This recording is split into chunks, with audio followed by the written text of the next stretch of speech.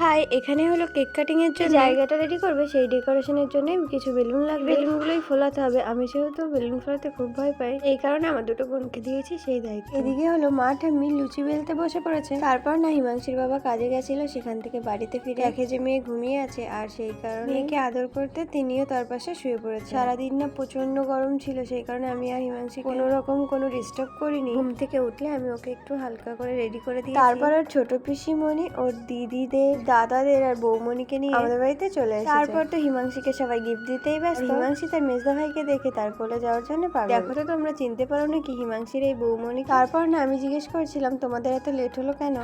এত লেট হলো কেন পূজা? ট্রেন পাইনি, প্লেনে করে আসলাম।